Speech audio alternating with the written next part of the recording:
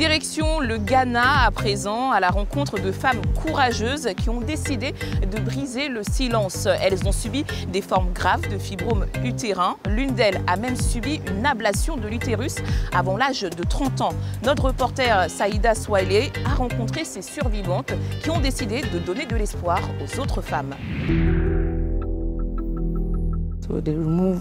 Ils ont enlevé l'utérus et les fibromes. C'était soit l'opération, soit ma mort. Je ne peux pas juste raconter que je saigne à tout le monde, même à mon mari.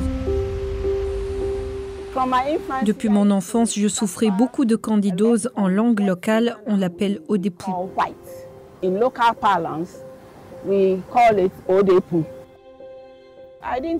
Je n'y pensais pas vraiment car c'était courant. Nous avons essayé de le traiter avec de l'eau chaude et toutes sortes de choses. Mais quand j'ai grandi et que j'ai commencé à avoir mes règles, elles étaient très abondantes. C'est à l'âge de 25 ans que j'ai découvert que j'avais en réalité des fibromes. Nous avons essayé de les traiter en achetant des médicaments. Nous avons même essayé la médecine traditionnelle.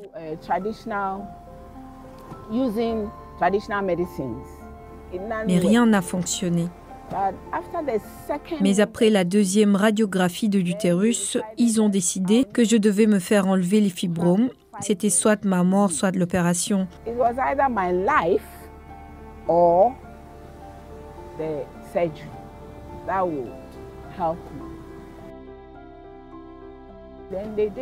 Après l'opération, ils m'ont dit qu'ils ne pouvaient pas sauver mon utérus car les fibromes avaient affecté les parois de l'utérus.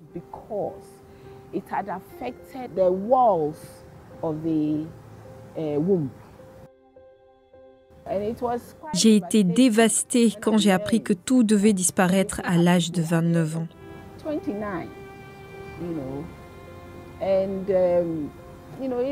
Même dans ma petite enfance, j'ai toujours aimé les enfants. Alors, c'était vraiment une expérience terrible de savoir que malgré tout mon amour pour les enfants, j'allais me retrouver sans mes propres enfants.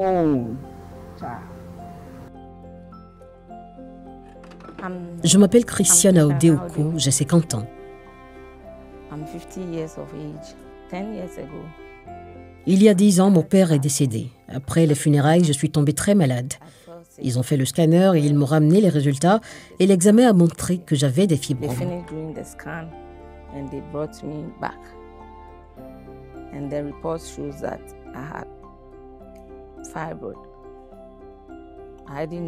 Je ne savais pas ce qu'était un fibrome, je ne savais pas comment il était causé, mais je voyais comment je me sentais et comment je suis devenue anémique. J'avais parfois envie de vomir, je me sentais parfois stressée, j'étais fatiguée, je me sentais toujours fatiguée.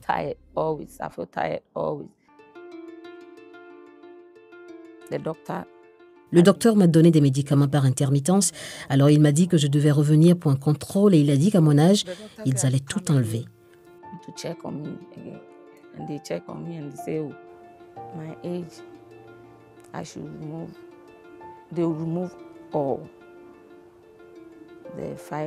Les fibromes et l'utérus, parce qu'ils me disent que s'ils le laissent, il se développera à nouveau. J'ai donc décidé de les enlever.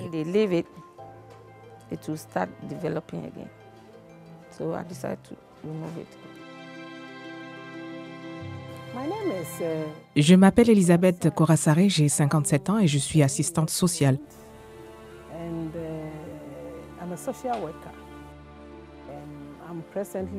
Je suis actuellement la directrice exécutive de la Fondation pour les fibromes en Afrique. Une ONG que j'ai créée avec quelques femmes en 2020 pour soutenir les femmes qui souffrent de fibromes utérins.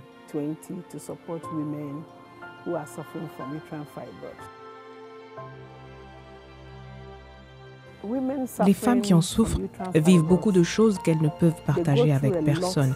Et rien que cela les met dans une situation très difficile.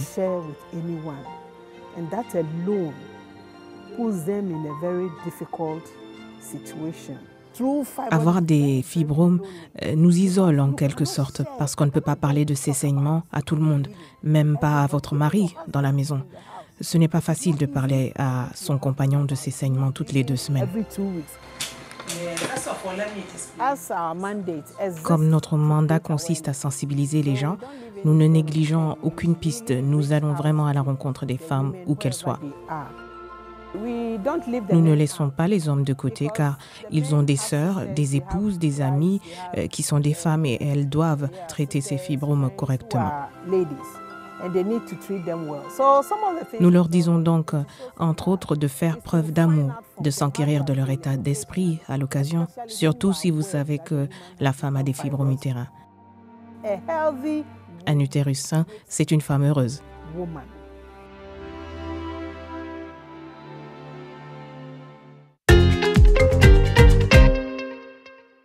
Nous arrivons à la fin de votre émission. N'hésitez pas à nous suivre sur la page Facebook de la BBC Afrique dans la playlist La Vie. En attendant, continuez à respecter les gestes barrières contre la Covid-19 et surtout, prenez soin de vous.